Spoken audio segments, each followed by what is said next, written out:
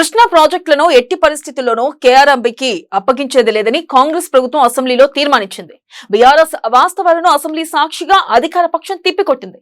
మంత్రి Uttam power point presentation తో నీళ్లు నిజాలను సభ ముందుంచి ఆకట్టుకున్నారు. ఒకవైపు నీళ్లపై కీలక చర్చ జరుగుతున్న తరుణంలో ప్రతిపక్ష నేత కేసీఆర్ సభకు రాకుండా డుమ్మా కొట్టారు. దీంతో బీఆర్ఎస్ తరపున హరీష్ రావు అసంబద్ధ వాదనలను తెరపైకి తీసుకొచ్చారు. కానీ ఆ దుష్ప్రచారాలకు సీఎం రేవంత్ తో పాటు మంత్రులంతా మూతోడ్ జవాబిచ్చారు. తెలంగాణ ప్రయోజనాల విషయం రాజీ పడేది లేదని తేల్చి చెప్పారు.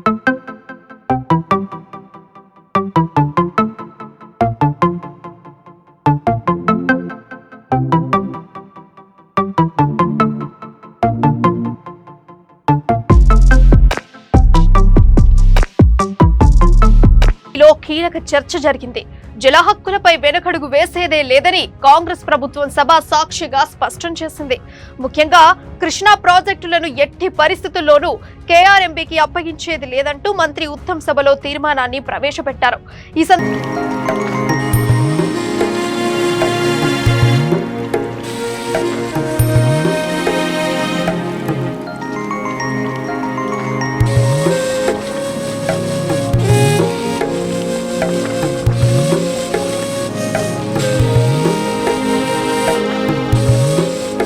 కృష్ణా ప్రాజెక్టులపై వాస్తవాలు, బీఆర్ఎస్ ప్రభుత్వ తప్పిదాల పేరుతో నోట్ను విడుదల చేసింది. ఈ సందర్భంగా మంత్రి Uttam Kumar Reddy power point presentation తో అద్దరగొట్టారు. వాస్తవాలను వివరిస్తూ కేసీఆర్ తీరును ఎండగడుతూ సాగిన ప్రెజెంటేషన్ అందరినీ ఆకట్టుకుంది. గత సర్కార్ నిర్ణయాలతో తెలంగాణకు జరుగుతున్న అన్యాయాన్ని సభ ముందుంచారు. కృష్ణా నీళ్లను ఏపీకి దోచిపెట్టేందుకు కేసీఆర్ అంగీకరించారని గుర్తు చేశారు. కేసీఆర్ జగన్ మధ్య జరిగిన సంభాషణను గుర్తు చేశారు. కేసీఆర్ ను ఏపీ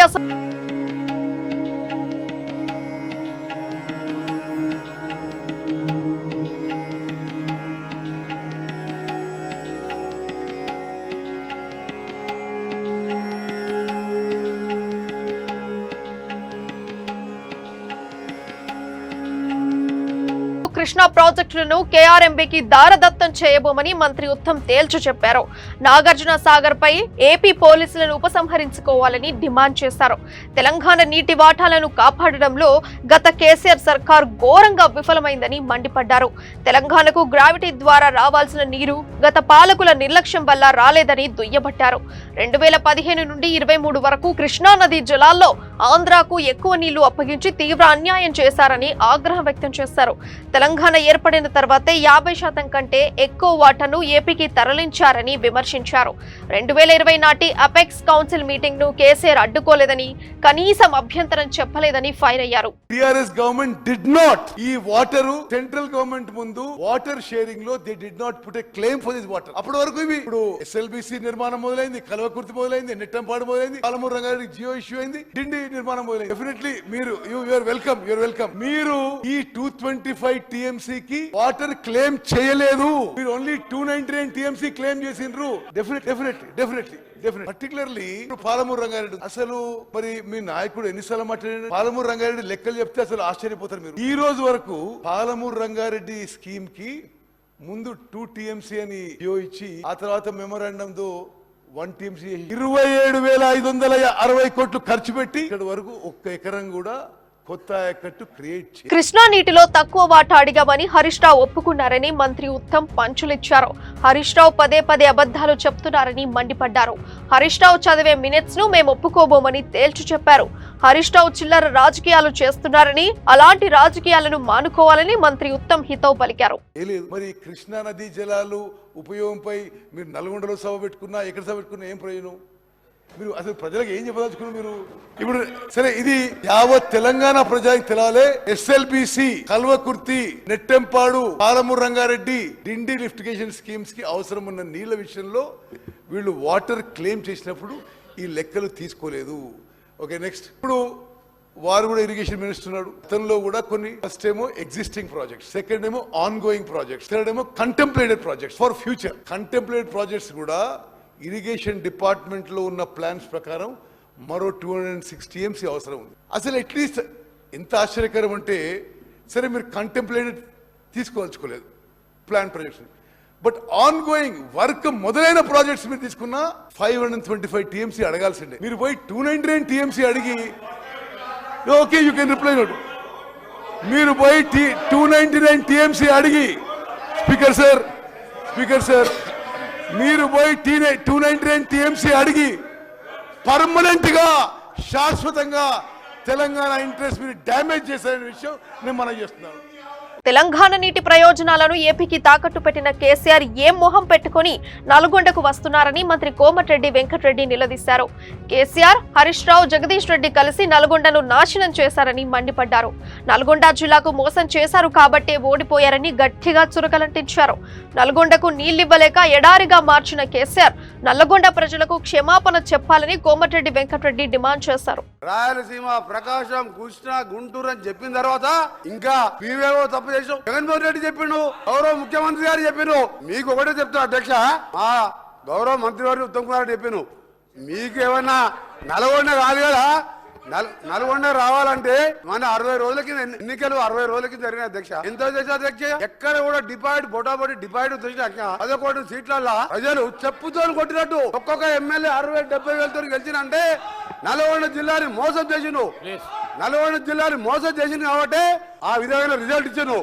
ఇవాళ అధ్యక్ష ఆ రోజు మా జిల్లాకు చెందిన మంత్రి ఉన్నట్టు దగ్గర 10 ఏళ్ళు ఇవాళ సభలో లేడు. ఇవాళ సభలో లేడంటే మొఖం లేక జగదీష్ రెడ్డి గారి గౌరవ శాసనప్పుడు ముఖంలో లేడు. ఎందుకంటే కేసీఆర్, హరీష్ రావు, జగదీష్ రెడ్డి కలిసి మా జిల్లాని నాశనం చేసిండు. దక్షిణ తెలంగాణ నాశనం చేసి ఇవాళ మంచినీళ్ళు లేక అధ్యక్ష ట్యాంకర్లతోని ఇవాళ మళ్ళా ఫ్లోరైడ్ నీళ్ళు తీసుకొచ్చి అధ్యక్ష మాది 2004లో కాంగ్రెస్ ప్రభుత్వం వచ్చినప్పుడు సాగర్కి వెళ్ళి తీసుకొచ్చి కృష్ణా వాటర్ తాగిన వాళ్ళు ఇవాళ వీళ్ళ పుణ్యమా అని వ్యవసాయం మర్చిపోండి. ఆగటానికి నీళ్ళు లేక ఫ్లోరైడ్ నీళ్ళు అధ్యక్ష. అందుకే క్షమాపణ చెప్పాలి. ఇదే కేసీఆర్ గారు బయలుదేరే ముందు ముక్కు నేలకు రాసి నల్గొండ జిల్లా ఎంటర్ చేయాలని చెప్పి అదే మరొకసారి చెప్తున్నా. మీరు జగన్మోహన్ రెడ్డి గారు స్టేట్మెంట్ తీసిన తర్వాత మీ తలకాయ ఎడబెట్టుకుంటారు. జగన్మోహన్ రెడ్డి గారు స్టేట్మెంట్ రిటైర్మెంట్ తర్వాత కూడా ఈఎన్సీని కొనసాగించిన గత కేసీఆర్ సర్కార్ ను డిప్యూటీ సీఎం బట్టి విక్రమార్క కడిగి పారేశారు. బీఆర్ఎస్ సర్కారు చెప్పినట్లే మురళీధర్ రావు నడుచుకున్నారని, అందుకే ఆయనను తట్టాబుట్టా సరది పంపించామంటూ చురకలంటించారు. మురళీధర్ రావుతో మాట్లాడించిందే బీఆర్ఎస్ అని మండిపడ్డారు. బీఆర్ఎస్ ఏజెంట్ల వ్యవహారం మొత్తం బయటపడుతుందని గట్టిగా కౌంటర్ ఇచ్చారు. ఇంత పెద్ద అంశం తెచ్చుకున్న రాష్ట్రం నీళ్ల కోసం అయితే ఇంత పవిత్రమైన సభలో ఈరోజు చర్చ జరిగి తీర్మానం చేసి ఏకగ్రంగా ఢిల్లీ పంపిద్దామంటే ప్రతిపక్ష నాయకుడిగా ఇక్కడికి వచ్చి తీర్మానాన్ని మద్దతు ఇచ్చి దీని సంపూర్ణమైన మద్దతు ఇవ్వాల్సిన ఆయన ఏడు రాకుండాట రేపు నల్గొండ పోతారట. అలా చెప్పాల్సింది ఇక్కడ చెప్పాల్సిందే వదిలేసి ఎవడో బయటకు పోతా అంటే ఎట్లండి, ఇక్కడ రావాలని రెండో అంశం. ఒక కేసీఆర్ తోనే తెలంగాణ రాలేదంటూ మంత్రి పొన్నం ప్రభాకర్ స్పష్టం చేశారు. తెలంగాణ ఉద్యమం చేసింది రాయలసీమ కోసమా అని ప్రశ్నించారు. నిధులు, నీళ్లు కోసం తెలంగాణ వచ్చిందని తేల్చి చెప్పారు. తెలంగాణ హక్కులకు భంగం కలిగితే ఎంత దూరమైనా వెళ్తామని పొన్నం తేల్చి చెప్పారు. బరాబరుగా తెలంగాణకు సంబంధించి ఇలా నేను మహేశ్వర్ రెడ్డి గారి వరుతున్న గౌరవ సభ్యుని తీసుకుపోదాం భారత ప్రధానమంత్రి గారి దగ్గరికి. తెలంగాణ హక్కులకు భంగం కలిగితే ఎట్లయితే ఆంధ్ర వల్ల ఐక్యంగా వాళ్ళకి సంబంధించినటువంటి ప్రాజెక్టులు చేసుకుంటా ఉన్నారు. ఇలా మనమంతా సభైకగ్రీవంగా తెలంగాణ హక్కులు కాపాడుకునే బాధ్యత మనందరిది. మీరు కూడా రండి, కానీ ఇక్కడనే రాజకీయం చేస్తూ ఇక్కడనే మాట్లాడుతూ రమ్మనండి. గౌరవ ముఖ్యమంత్రి, మాజీ ముఖ్యమంత్రి గారు చర్చకు రాని ముఖ్యమంత్రి రేపు నల్గొండ కూడా ఇలా చర్చ జరగాలి కదా, జరుగుతున్న పరిణామాలు చెప్పాలి కదా. అవి చెప్పకుండా రేపు రాజకీయం కొరకు మాత్రం పోతే తప్పు కదా. కాబట్టి దయచేసి అది కృష్ణా వాటర్ కావచ్చు, అది మా ప్రాంతానికి పర్యావరణమైనటువంటి గోదావరి కావచ్చు, ఏదైనా తెలంగాణ హక్కు తెలంగాణ హక్కే. ఆ తెలంగాణ హక్కును కాపాడడానికి శాసన సభాపతిగా శాసనసభ్యులందరినీ ఆదేశించి ఈ రైతుల యొక్క హక్కును కాపాడే ప్రయత్నం చేయమని మీ ద్వారా. నీళ్లపై ఇంత కీలక చర్చ జరిగిన తరుణంలో ప్రధాన ప్రతిపక్ష నేత కేసీఆర్ మాత్రం సభకు డుమ్మా కొట్టారు. సీఎం రేవంత్ సహా మంత్రులంతా ఈ విషయంలో కేసీఆర్ తీరును ఎండగట్టారు. అసలు వాళ్ళ నాయకుడు ఎందుకు రాలేదు, ఎందుకు ముఖం చాటేసిండు అంటే ఈ రోజు ఇక్కడికి వస్తే వీళ్ళకెవ్వరికి విలువలేదు అధ్యక్ష. పార్టీలో వీళ్ళ మాటకు విలువలేదు, మనుషులకు విలువలేదు. పార్టీ యజమాని, ప్రతిపక్ష నాయకుడు వారు వచ్చి మాట్లాడాలి ఇక్కడ. వారు ఎందుకు ఈరోజు ఇంత ముఖ్యమైన కృష్ణానది జలాలకు సంబంధించి శాశ్వతంగా తెలంగాణ రైతాంగం జీవితాల మీద మరణ శాసనం రాసే పరిస్థితులు ఉత్పన్నమైతే వారు సభలోకి రాకుండా, ఈ సభలో జరుగుతున్న చర్చలో వారి అభిప్రాయం చెప్పకుండా, వీరు చెప్పే అభిప్రాయానికి ఎలాంటి విలువ లేదు. వీళ్ళు ఎంతసేపు మాట్లాడినా ఈ మాటలకు, ఈ చర్చలకు ఏ మాత్రము చట్టబద్ధత లేదు. కాబట్టి ఇప్పటికైనా మీరు వారికి సూచన చేయండి, లేకపోతే సభ వాయిదా వేయండి. చంద్రశేఖరరావు గారిని సభలోకి రమ్మనుండ్రి. చంద్రశేఖరరావు గారు వచ్చినాక ఎందుకంటే ఈ 10 సంవత్సరాలు జరిగిన పాపాలకు వారు కారణము. పాపాల భైరవుడి సభలకు వచ్చి చర్చ చేస్తే తప్పకుండా మేమందరం కలిసి సమాధానం చెప్తాం. వారిని సభలోకి రమ్మని చర్చ చేద్దాం. ఎవరు తప్పు చేసిండ్రు, ఎవరు తెలంగాణకు అన్యాయం చేసిండ్రు, ఎవరు తెలంగాణకు రావాల్సిన కృష్ణానది జలాలలో వాటాలను ఎవరు తెగ నమ్ముకున్నారు, ఎవరు చేపల పులుసుకి అలసిచ్చిండ్రు, తెలంగాణ నీళ్ళ దోపిడీకి వారి సభలోకి రమ్మనుండి. చంద్రశేఖరరావు గారి సభలోకి వస్తే ఎంతసేపు అయినా మీరు మైకి అండి అధ్యక్ష. వీరికి ఏ అధికారము, ఏ హక్కు, ఏ అవకాశం లేదు. కాబట్టి చంద్రశేఖరరావు గారు ఈ సభలోకి వచ్చి వారు మాట్లాడితే ఇవ్వండి. ఇక వారు మాట్లాడడానికి ఏమీ లేదు, వారు చెప్తే వినడానికి కూడా ఏమీ లేదు అధ్యక్ష. మొత్తంగా అసెంబ్లీ వేదికగా బీఆర్ఎస్ అవాస్తవ ప్రచారాలకు స్ట్రాంగ్ కౌంటర్ పడింది. సీఎం రేవంత్ సహా మంత్రులంతా కేసీఆర్ వైఫల్యాలను కడిగిపారేశారు. వాస్తవాలను ప్రజల ముందుంచి బీఆర్ఎస్ అబద్ధాలకు స్ట్రాంగ్ పంచ్ ఇచ్చారు. దీనికి సమాధానం చెప్పలేక అసెంబ్లీలో బీఆర్ఎస్ మౌన ముద్రలోకి వెళ్లిపోయింది. హరీష్ రావు ఒక్కరే పదే మంత్రులకు అడ్డు తగులుతూ లొల్లి చేసే ప్రయత్నం చేశారు. కానీ మంత్రులు వాస్తవాలను గణాంకాలతో సహా వివరిస్తుంటే ఆయన కూడా చేతులెత్తేశారు.